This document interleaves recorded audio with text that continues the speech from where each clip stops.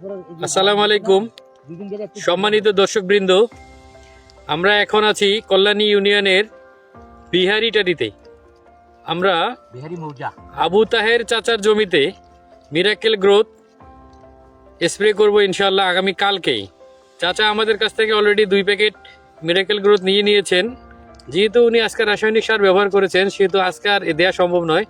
আগামীকালকে বিকালবেলা উনি আমাদের মিরাকেল গ্রোথ খেতে স্প্রে করবেন। আমরা চাচাকে দেখতে পাচ্ছি, উনি জমির ঘাস তোলার চেষ্টা করছেন। কিছু কিছু ঘাস আছে, পানা আছে। আমরা আশেপাশের জমিগুলো একটু দেখিনি। জমিটা ভালো উঁচু, ধান গাছ অনেক সুন্দর হয়েছে। এই জমিগুলোতে পরিমাণে অনেক ইউরিয়া দেওয়া হয়েছে, অনেক রাসায়নিক সার ব্যবহার করা হয়েছে, কিন্তু চাচা তেমন কোনো রাসায়নিক সার এখন পর্যন্ত ব্যবহার করেননি।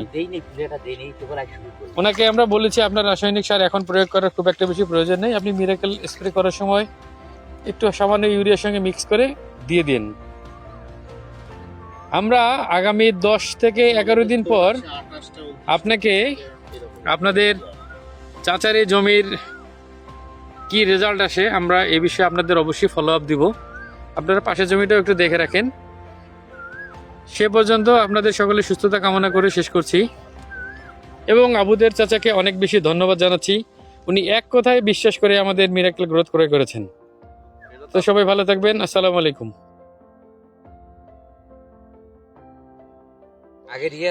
আসসালামু আলাইকুম সম্মানিত দর্শকবৃন্দ, আমরা বর্তমানে আছি কল্যাণী ইউনিয়নের বিহারি বাজারের আবু তাহের চাচার জমিতে। চাচা আমাদের গত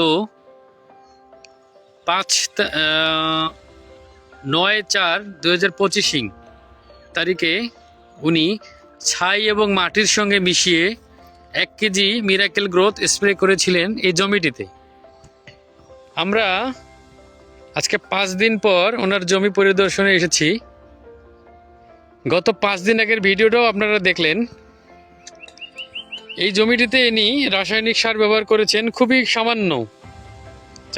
চাচা সার দিতে চেয়েছিলেন, কিন্তু আমরা ওনাকে বলেছি চাচা কোনো সার আপনাকে দিতে হবে না, আপনি সার ছাড়াই এই জমিতে 3 থেকে 5 মণ ধান বেশি ফলাতে পারবেন। চাচা আমার কথাকে বিশ্বাস করে উনি আমার কাছ থেকে 1 প্যাকেট মিরাকেল গ্রোথ নিয়ে উনি স্প্রে করেছিলেন। আপনারা সেই আমাদের সম্মানিত চাচাকে দেখতে পাচ্ছেন, ইনি আমাদের সেই আবু তাহের চাচা। চাচা আপনি বলেন তো আপনার ধান ক্ষেত আজকে কেমন লাগতেছে? না চাচা, আজ আমার ধান ক্ষেত খুব ভালো লাগতেছে চাচা। আপনি কি সার দিয়েছিলেন? না চাচা, ওই যে সার দিয়ে আপনাদের বাকি ছিল, হ্যাঁ, পরে আমি যেটাতে সার দিলাম আপনাদেরই সারটা দিলাম। তা চাচা আমার সারটাতে আমি খুব উন্নত দেখলাম আর কি বর্তমানে। ইনশাআল্লাহ আপনাকে এর পরবর্তীতে আর কোনো সার দিতে হবে না। আমি আর দেবো না, আপনাদের কথাই মানলাম, ওই কথায় আর সারটা দেবো না। জি ইনশাআল্লাহ।